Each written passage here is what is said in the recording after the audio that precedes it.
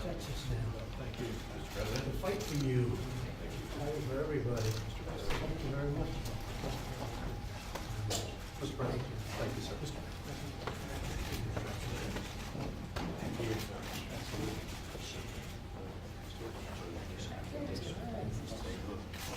I will.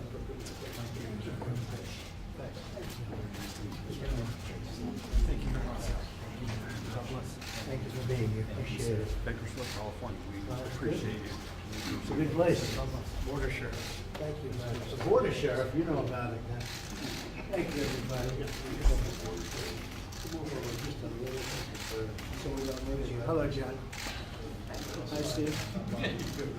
So thank you very much. I'm heading out to El Paso, Texas right now. And we are going to do a job. We're going to continue to do what we're doing. I think we've made a lot of progress. We've actually started a big portion of wall today in a very important location, and it's going to go up pretty quickly over the next 9 months. That whole area will be finished. It's fully funded.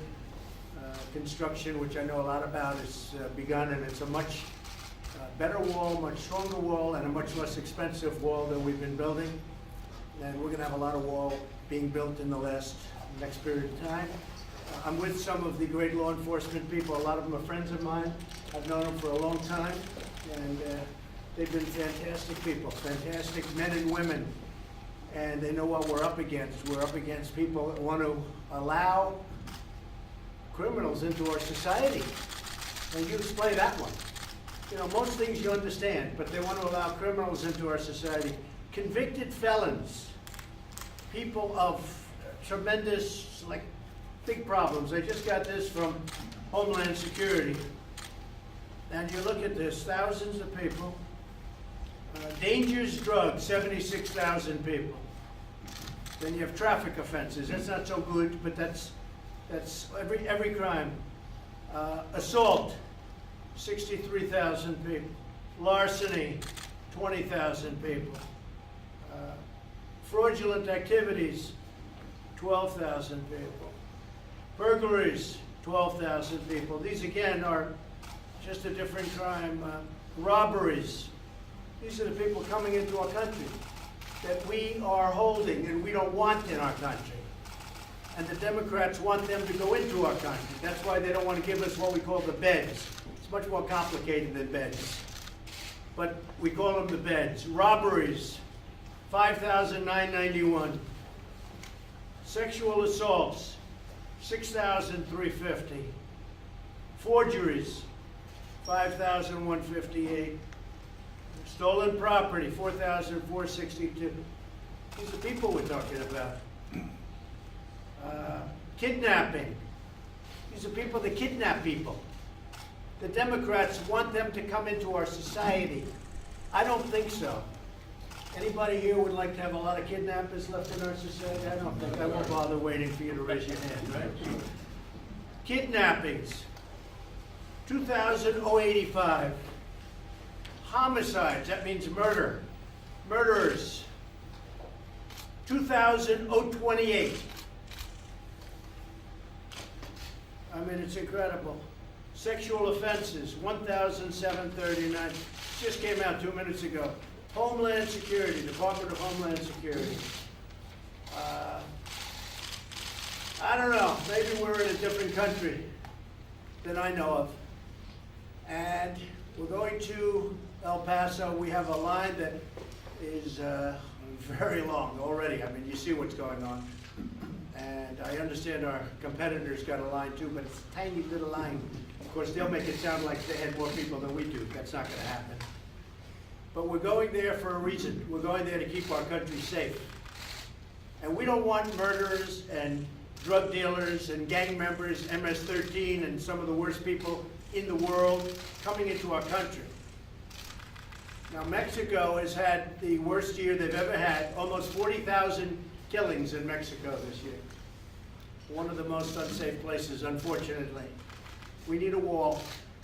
And all of the other things are nice to have. But without a wall, it's not going to work. We can have technology, we can have beautiful drones flying all over the place, but it doesn't work without the wall. And we need a wall. We can call it anything. We'll call it barriers, we'll call it whatever they want. But now it turns out, not only don't they want to give us the money for the wall, they don't want to give us the space to detain murderers, criminals, drug dealers, human smugglers. How bad is that? Human smuggling. People think of that as an ancient art. There are more human smugglers right now, traffickers they call them, than at any time in the history of our world because of the internet, unfortunately. So I'm heading out, and we have a tremendous crowd, like tremendous. They have 75,000 people signed up. I think the arena holds like 8,000 people, unfortunately. I like the old days when I was allowed to make outdoor speeches. It was a lot easier because you could have very big crowds, John. And, but we have a tremendous crowd. We have screens on the outside of the arena, so we'll have a lot of people coming. And again, if you look at your own newscast, you'll see people lined up for a long way, a lot of people. Sheriff, would you like to say something? Well, first of all, thank you, Mr. President. We are standing with law enforcement. Thank you, Sheriff. You've given us our footing back. We're very concerned about the fact that we're going to have people being released from prison that should be held. And imagine in any American city, and the president certainly gets this, that we would say we're going to put a limit on the number of people that commit burglaries or rapes or what have you. After you reach that limit, we're going to release them back in the neighborhoods. That's what's happening. And the president is absolutely right to be standing in defense of this, in defense of the safety and security of the people of this nation. And we appreciate it, Mr. President. It's happening in our communities. And we appreciate your support. Not even thinkable. Please, anybody? Yes. Sheriff, please. Mr. President, Vice President, members of the press, no one understands better than sheriffs in this country what's happening to us with the criminality that's coming across the border. This is what we do. This is where we're engaged. If you do anything to cut ICE funding, you devastate our communities. You make law enforcement one of the biggest problems that we'll have. If ICE was to be their funding cut, our communities would be at risk. And this is something that we cannot permit to happen in this country. We understand exactly what these men and women in this country of law enforcement understand very well what's going on in our border. We've got to secure it. Our hats are off to the President, the Vice President, for ensuring the safety of the American public. Thank you. Thank you, Sheriff. Appreciate your support. We had a couple of things interestingly happen. Everybody said, let us see the people on the border, the experts, Border Patrol, ICE, all of them, including law enforcement generally, including some of the people standing alongside of me. We want to see them. We want to have a meeting with them. They had the meeting. Everybody said, you need the wall. If you don't have the wall, nothing's going to work. They turned down that suggestion. You heard that. They turned it down. They said, we don't want to hear that suggestion. So the people came up. In some cases, they made long journeys to come up and speak before the committee. They said, we need the wall. It's not going to work without the wall. Technology is just a part of the wall. Without a wall, it doesn't work. And they rejected their expertise. And these are the best people. We brought our best people from all over the country. And they rejected the recommendations from the experts. So that's what we're up against. Does anybody have anything further to say? I mean, all of you folks are with us 1,000%. Mr. President. Yes, please.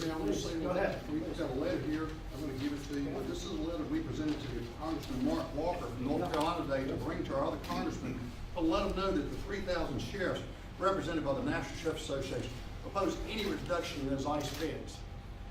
Because if so, it would create a dangerous threat to our communities. And what happens at the border doesn't stay at the border. It comes to our communities in Ohio, in Maryland, in North Carolina, in Georgia, Ohio, Utah, across this country. So thank you for everything you're doing. Yes, sir. Thank you, Sheriff. Yes, sir.